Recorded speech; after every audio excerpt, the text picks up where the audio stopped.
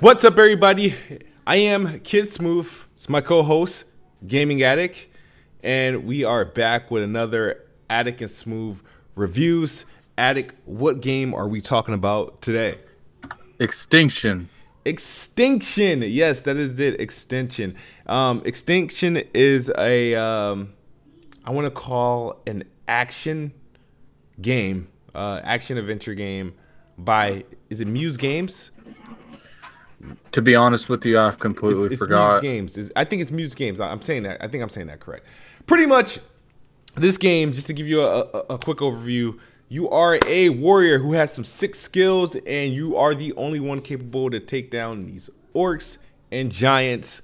And pretty much, me by telling you that, you can kind of guess what the story is. You have orcs, giant orcs, and little mini orcs and trolls, whatever, are attacking your town. Like, what it appears, it feels like every 5 to 10 minutes, and you are set on the journey to stop them.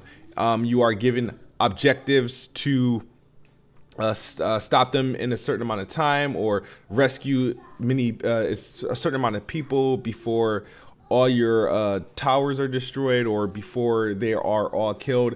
But in a mix of all the objectives you're doing, you are fit with the task of slaying orcs and slaying giants, and so on until the game is over. This game comes jam-packed with 7 chapters, and the 7 chapters are broken apart between maybe 5 mission structures or sub-chapters to make a lengthy game lengthy, which I don't think is that bad in length as far as playing it.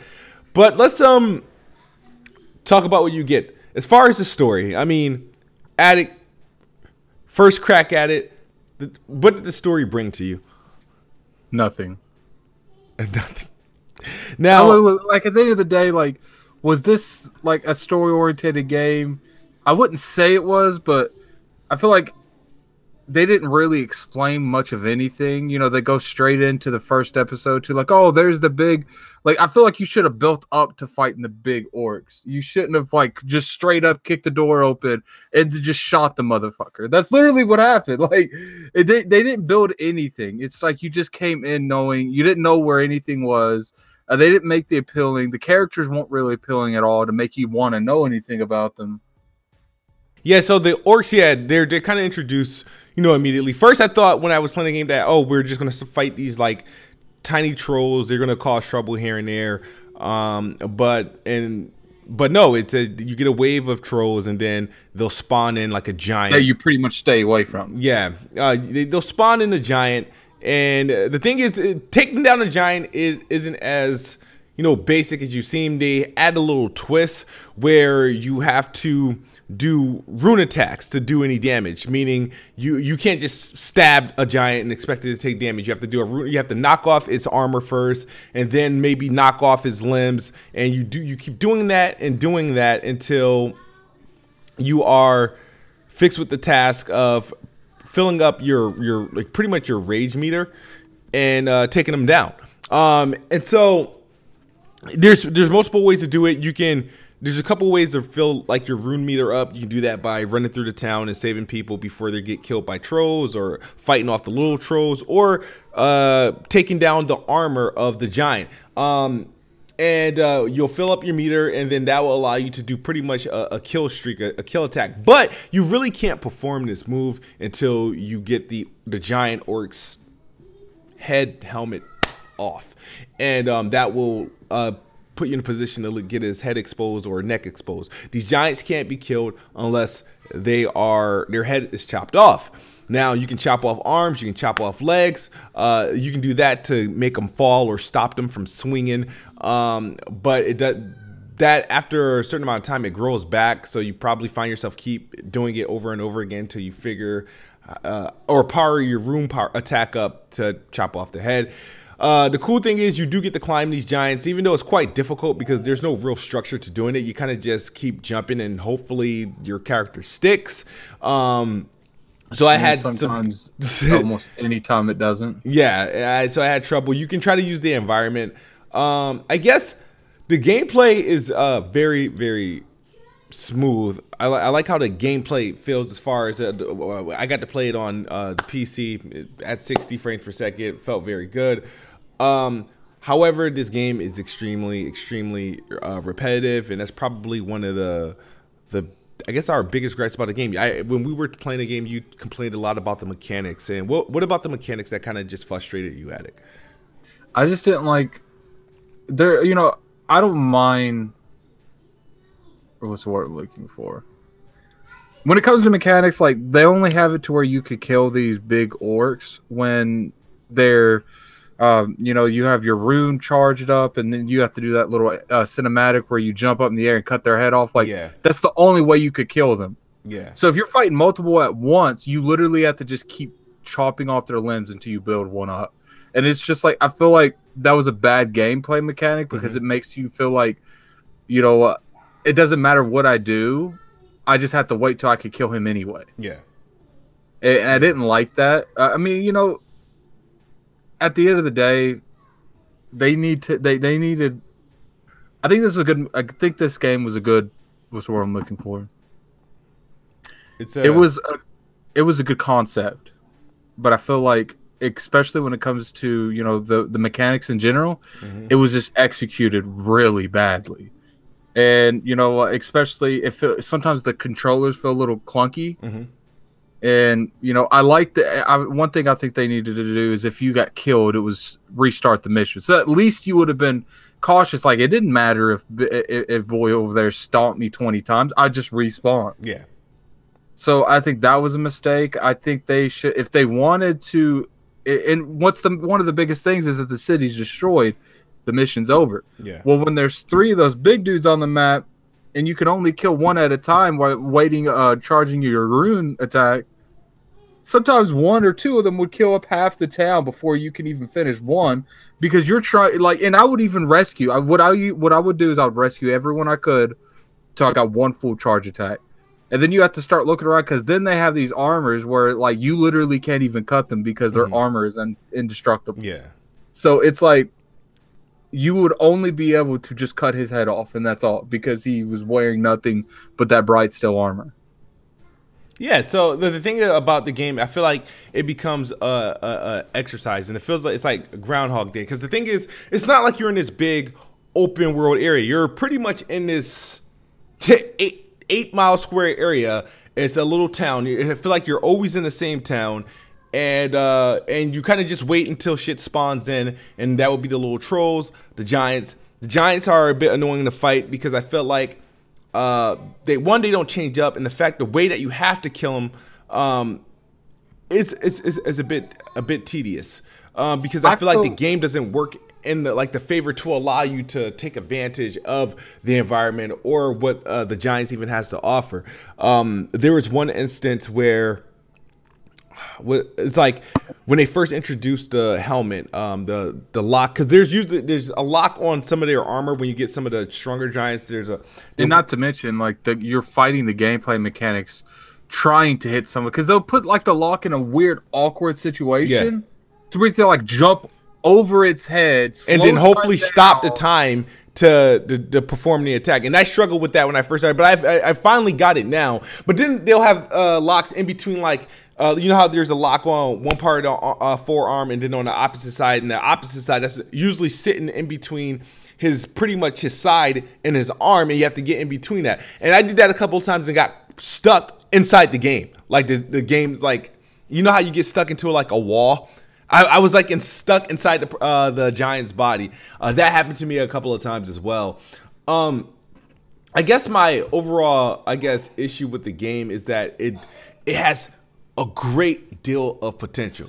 Like the combat, you'll fall in love with it. I mean, for as far as after it gets repetitive after a while, but like you'll fall in love with doing that, but it'll get old quickly. I feel like there is actually a skill tree in this game where you can upgrade your things. It's just that the problem is it feels like those upgrades are non-existent. I upgraded my health about 3 or 4 times, but I still die in one hit from the giant if he smacks me. Or the trolls still take the same amount of damage. I've upgraded my speed time. I feel like all the upgrades that I've done in the game, it did not really impact the gameplay itself. Like I feel like I wasn't feel like I was getting stronger. I feel like they were introducing somewhat giant, because the Giants doesn't get any stronger either. They just put on different armor that they'll wear things that you can't really break, and you have to run around the town, get your power up, and hopefully get to its neck. But I feel like with the skill tree that they put in the game, they didn't really do anything to improve me as the player, and that kind of felt it was disappointing.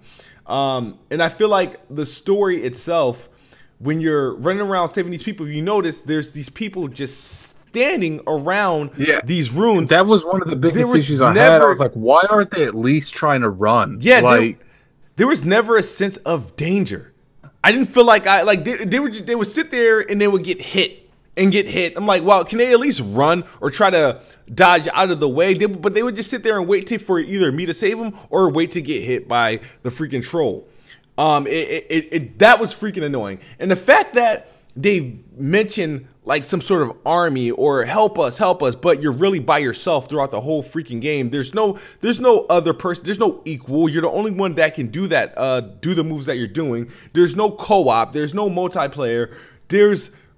I feel like I get this false impression that I'm actually doing something, but I feel like I'm playing like a big challenge mode, which ironically, there are challenge modes in this game, which you see me fail a couple of times because even though I was doing so much damage and stuff, I wasn't able to save a certain amount of people in a certain amount of time, which kind of freaking sucks because that's built into some of the mission structures.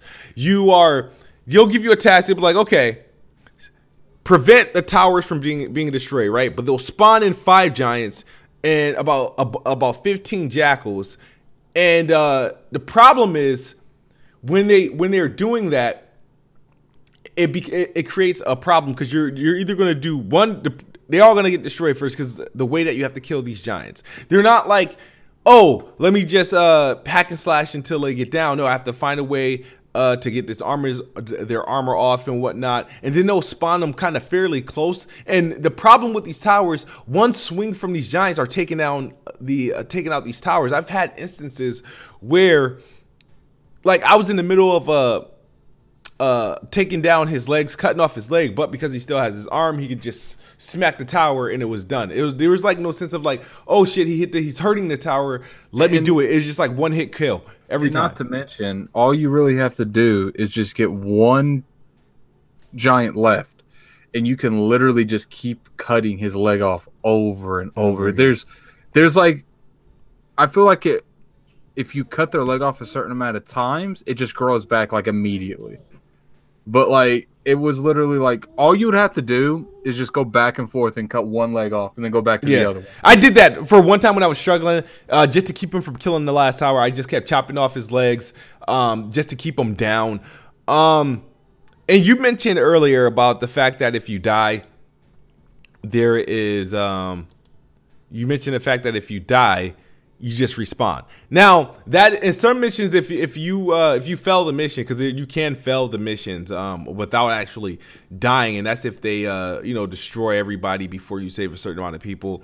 But the thing is that does take away some of that, like, oh crap, I can't start over. It's like, you start literally right where you left him. If you died with him having no legs but 2 arms, when you respawn, he's still gonna have no legs and 2 arms. They'll eventually grow back, but you have no sense of like, wow, I fucked that up. The difficulty it's not that it's difficult.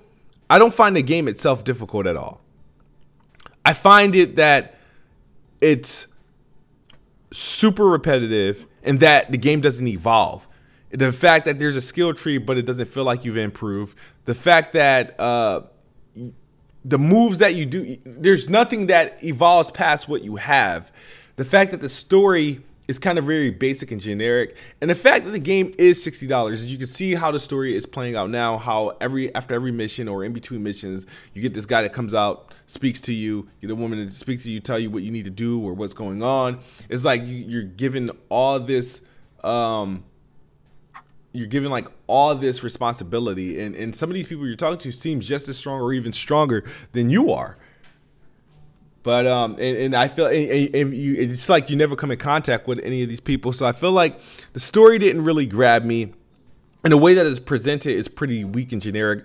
The graphics are okay. I mean, you can see it here. It's nice, bright, and colorful, but once again, it's very generic, very budget in a game and this is holding a $60 price tag. This is not like no $30 game or no Game Pass game. It's sitting at $60, and as a $60 game, I could not recommend this game for $60. I could recommend a Redbox rental. I could recommend it if it was in Game Pass. I could recommend it at $29 or $19.99, but at $60, it's really asking too much.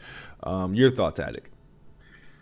I have to agree with you, man. I feel like it's a shallow game. There's not even really a lot to do. They did put some game modes in it. I didn't really try too Don't worry, hard. the game modes are repetitive, are just really parts of the story mode. That's just. And to be honest with you, like, I didn't even finish the entire game. I got to like chapter 4, and I just couldn't do it any longer. Like the mechanics were just so bad, and I don't even want to like. I love the concept. You can ask Kid. I was really hyped for this game when it was announced, but I just feel like there a couple different gameplay mechanic changes, and we'd be having a completely different conversation right now. Yeah, and it's little stuff that they messed up on. I would love to see a sequel to this and see how they can improve upon it. Like I said, the story probably could have been decent if they could have presented it better. But like I said, they probably built this on a budget. The gameplay to me is actually fine. It's just as far as they have a good starting point, they just need to improve upon it. The mechanics, like I said, there's some issues with that. I don't like the invisible wall environments and how you can grapple some things and some things you can't. Like I couldn't climb a mountain, even though it looks like I could really climb it. But I feel like little things like putting other initial characters in it. Like if let's say that you weren't the last Sentinel and there was still a couple of you left, and like you see other Sentinels fighting alongside you. Little things like that give them personality, make you like them. Have those moments where it's if you don't get to them quick enough, that Sentinel dies, and you're like, I gotta go save him. Like stuff like that could have made this game way better. And I see the reviews, and I kept telling myself I'm not gonna do anything until I actually play it. Shout out to, because they actually sent me a review code for this.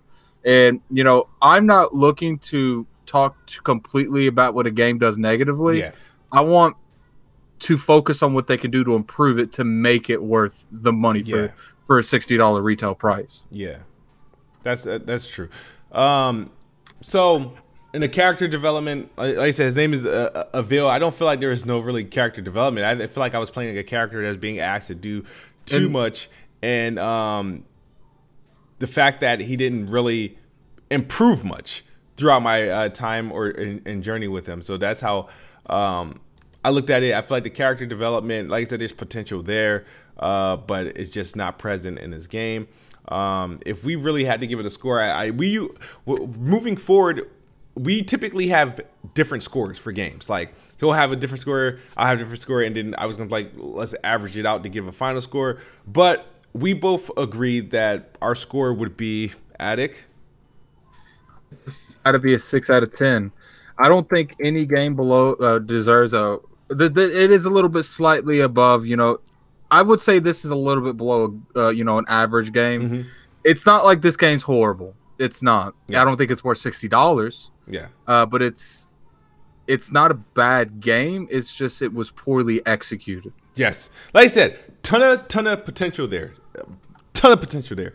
The game, like I said, I don't mind the visuals. The gameplay is they have a base. They can evolve from that. They can add to it. The mixing structure, like I said, extremely repetitive. The world can be opened up a little bit, and the enemy types can change and evolve. But I feel like they didn't do. Like 4-player co-op would really help this. 4-player co-op would, some sort of co-op would help this game. But like I said, the game was built on a budget, but I feel like it was delivered to us as a $60 AAA price, and I don't think that was fair. I don't think that was good, and it kind of will leave a sour taste on your mouth. So if you're spending $59.99 or $69.99 for it, because there is like a special edition available for it, you're not going to be a happy camper. But if you can Redbox this, or if this somehow lands in Game Pass or anything like that, I mean, it's worth a try.